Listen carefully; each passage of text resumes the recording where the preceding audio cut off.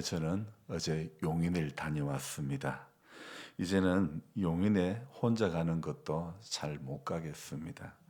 꼭 두새벽에 일어나기 때문에 수면 시간이 부족해서 이렇게 혼자 운전에 가다 보면 너무도 많이 졸음 운전을 하기 때문에 혼자 간다는 것은 쉽지가 않습니다.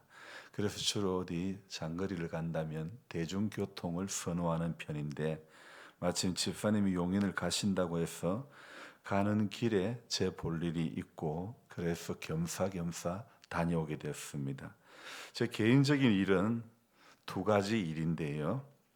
하나는 연세가 많으심에도 불구하고 늘 섬기시는 귀한 집사님을 찾아뵙는 일이었는데, 이번은 80이 넘었는데도 특수 목재를 취급하는 그런 회사를 운영하고 있었습니다. 제가 직접 가서 보니 무슨 나무 종류가 그렇게 많은지, 목공예 하시는 분들 사이에는 이분이 이 회사가 꽤나 유명한 그런 이름난 회사였던 것 같습니다. 부인 권사님께서도 너무나 얼굴이 고왔고 우리 집사님도 후덕한 그런 인상이었습니다. 제가 생각할 때 80이 넘는 연세에도 사업을 하시고 계시는 그 모습이 참 보기 좋았습니다.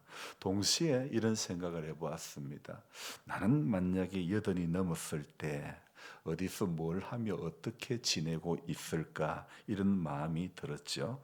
두 번째 일은 전세를 준 아파트가 윗집에서 물이 새서 윗집에서 보수 작업을 해 주었지만, 도배와 관련해서 어디 부분까지 해야 할지 확인하고 확인차 그렇게 가본 것이었습니다. 물론 말이 전세지 집을 담보로 제가 세입자에게 돈을 빌려 쓴 셈이죠. 안 가본 지가 최소 5년이 된 것 같은데, 그곳에서 결혼 전인 우리 아이들과 함께 살 때의 추억이 생각이 났습니다. 전세금을 받아 융자 갚고 딸아이 공부시켰으니 이젠 전세로 계속 주든지 아니면 매매를 해야 되겠죠. 다시 그 집에 들어가 산다는 것은 현실적으로 쉽지가 않습니다. 명의만 제 이름이지 빚 좋은 개살구인 셈이죠. 여러분, 이 땅에서는 영원한 내 것이 없다는 것을 다시 한번 확인해 봅니다. 집사님 이 회사와 용인 집으로 가는 길에 예전에 사업했던 전대리를 지나가게 되었습니다. 물론 그곳은 저뿐만 아니라 우리 강 목사님께서도 교회를 개척했던 곳이 있기도 한 곳입니다. 그때 그 넓은 땅을 임대할 것이 아니라 적은 평수라도 샀어야 했는데, 이런 아쉬움이 남았지만, 그때 땅을 샀더라면 저는 아직도 땅의 일에 더 분주하게 지냈을지도 모릅니다. 하나님께서는 딱 필요한 시간만큼만 사업을 하게 하시고 필요한 만큼만 주시는 분이라고 믿습니다. 가장 저에게 알맞게 열어주시는 하나님이라 생각되어집니다. 그러므로 아쉬움은 있지만 후회는 없습니다. 그때 땅을 사서 몇십억으로 올라갔더라면 나는 예수님보다 땅 자랑하고 다녔을지도 모릅니다. 없어서 예수님 바라보고, 없어서 예수님께 잘 보이려고 일찍 일어나고, 없어서 예수님께 기도하고, 없어서 대장 대신 예수님 앞세우고 사는 것이지, 만약에 있으면 예수님은 내 삶의 한쪽 모퉁이에 자리 잡고 있을 게 뻔합니다. 물론 지금도 예수님이 완전히 제 중심이지는 못한 것 같아 죄송합니다. 예수님이 길이고 진리고 생명임이 좀 더 확실하게 고백이 되어졌으면 좋겠습니다. 첫 번째 방문했던 특수목재를 취급하는 집사님도 사업에 소질이 없는 아들을 불러 일을 하지만 이 일을 언제까지 하게 될지 고민을 하셨습니다. 이런 의미에서 50까지만 돈 벌고 봉화를 내려온 저는 행복한 선택을 했다는 생각을 해봅니다. 인생은 어떤 길을 선택하든지 간에 보람과 만족보다는요, 아쉬움과 후회가 더 큰 것 같습니다. 하지만 우리는 가장 귀한 선택, 예수님을 오늘도 우리가 붙잡았다는 사실, 물론 우리가 붙잡은 것보다는 그분이 내밀어주는 손에 우리가 그 손에 같이 이렇게 내밀어서 주님이 잡아주심으로 오늘 우리가 예수 믿는 사람이 된 것이죠. 그래서 우리 인생 가운데 최고의 선택은요, 바로 예수님을 만난 것이고 최고의 자랑이 예수님께 붙들린 바 된 그것인 줄로 믿습니다. 어제에 이어 학개수를 두 번째 보는 시간인데요. 학개는 바벨론 포로의 제사장 가문에서 태어난 사람이며 스룹바벨과 함께 기한하여 성전 건축을 이렇게 독려한 선지자로 알려진 사람입니다. 바사왕 고레스의 칙령으로 1차 예루살렘으로 기한한 사람의 숫자가 49,897명인데 그 가운데 속한 한 사람입니다. 그렇게 오래전에 몇백 명도 아닌 이 5만 명에 가까운 사람의 숫자를 10단위까지 1단위까지 정확하게 기록하고 있다는 것이 참 신기하지요. 1차 포로에서 귀환한 사람들이 제일 먼저 해야 했던 일은 바로 성전을 재건하는 일이었습니다. 하지만 호의적이었던 고레스 왕의 죽음과 사마리아 사람들의 이렇게 모함으로 인해 성전 건축은 처음에는 활발히 시작했다가 얼마 못 가 그만 중단되고 말았죠. 그리고 백성들은 사명을 잊은 채 자기 집 챙기며 자기 몸 간수하며 살기에 바빴습니다. 저 역시 사발 당시에 큰 조력자였던 매형과 누님이 있었기 때문에 가능했던 것이지 저 혼자로서는 정말 엄두가 나지 않는 일이었습니다. 물질적인 면이나 또 일양으로 봤을 때 저로서는 감당할 수가 없는 일이었죠. 포로에서 귀환한 사람들이요 성전 재건을 가장 우선적으로 해야 했지만 또 학개 선지자도 성전 재건을 촉구하였지만 이게요 현실적으로는 쉽지가 않습니다. 방해자들이라고 하는 현실과 또 그들의 그 방해하는 그 손길들이 이 유다 사람들의 발목을 잡았기 때문이죠. 우리 역시 하나님 앞에 참된 예배자로 서야 됨은 잘 알고 있지만 몸 따로 마음 따로 이듯 예배에 임하는 자세가 오직 주님이지 못할 때도 목사인 저도 아직 많이 있습니다. 그래서 성전보다는 나만의 판벽한 집에 거하는 것, 여기 판벽한 집은 어제 말씀드렸죠.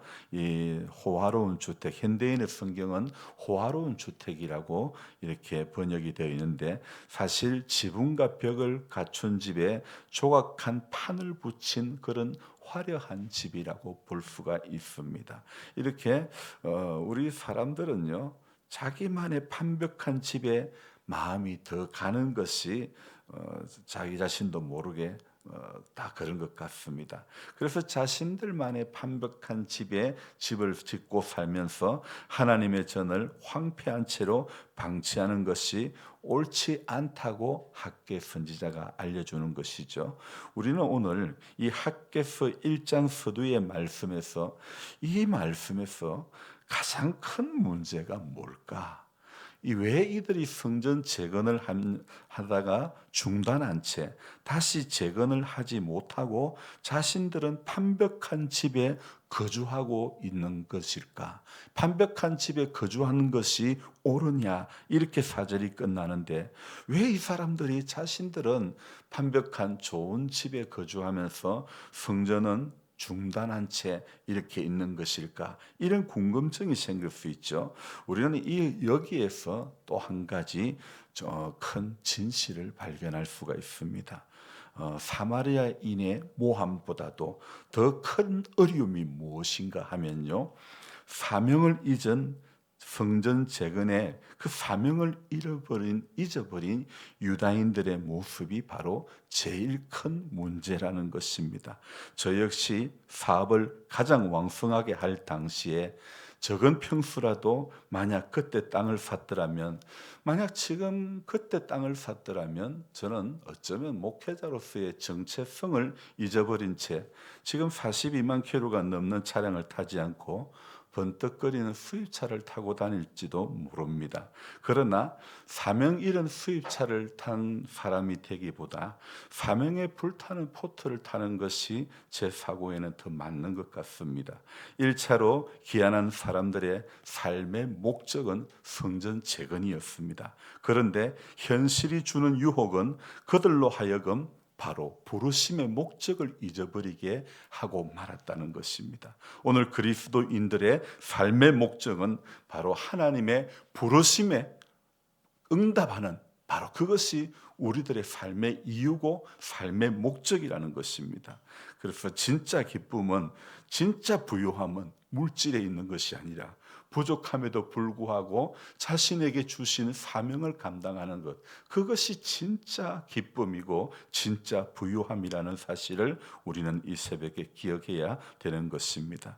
그래서 오랜만에 사업을 하던 용인 전대리를 지나오면서 저는 많은 것들이 주마등처럼 스쳐 지나갔지만 그래도 좀 아쉬움이 남아 있지만, 그러나 저는 후회는 하지 않습니다. 사업을 계속했었더라면 그 사업이 지금까지 저에게는 완벽한 집이 될 수도 있었을 것입니다. 하지만 사업이 어려워지면서 나의 완벽한 집에 관심을 두지 않게 하시고, 내가 꿈꾸고 싶은 완벽한 집이 아니라 너무도 볼품없이 시골스러운 예배당을 완전히 리모델링을 하면서 새로운 길을 열어주심이 너무나 감사한 것입니다. 지금에는 너무나 좋은 환경의 예배당이었지만 처음 이곳과 인연이 열려졌을 때는 얼마나, 오늘 이 정말 본문의 이 말씀처럼 너무나 황폐한, 그런 성전이 너무나 황폐했던 그런 상태였지요. 하지만 사업이 어려워지는 그 동시에 또 이곳에 자리 잡고 상주를 하면서 예배당을 완전히 리모델링하면서 하나님께서는 새로운 길들을 열어주시고 또 유튜브 방송을 하면서 많은 분들을 만나게 해주신 것 또한 너무나 감사합니다. 저 역시 귀한한 유다인들처럼 저만의 완벽한 집에 붙들릴 수밖에 없는 사람인데, 하나님의 은혜는요, 나만의 완벽한 집이 아닌 제가 해야 될 사명의 길 앞에 서게 해준 그 자체가, 그 사실이 저에게 너무 감사한 것입니다. 여러분, 하나님은 인간의 힘과 인간의 재능을 보시는 것이 아니라 오늘도 하나님을 향한 충성된 마음, 신실한 마음, 한결같은 그 마음을 보신다는 것을 잊지 말고, 우리가 오늘도 기억해야 될 것은, 하나님, 저 사명 잊어버리지 않게 도와주십시오. 제가 이곳에서, 제가 이 교회를 섬기면서, 우리가 이 땅에서, 이 마을에서 살면서 하나님 앞에 우리가 감당해야 될 사명이 무엇인가? 늘 하나님, 저 사명 잊어버리지 않고 사명에 붙들린 사람 되게 해 달라고 기도해야 될 줄로 믿습니다. 사람은요, 너나 할 것 없이 사명을 잊어버리면 경거망동해지고 무너지고 마는 것입니다.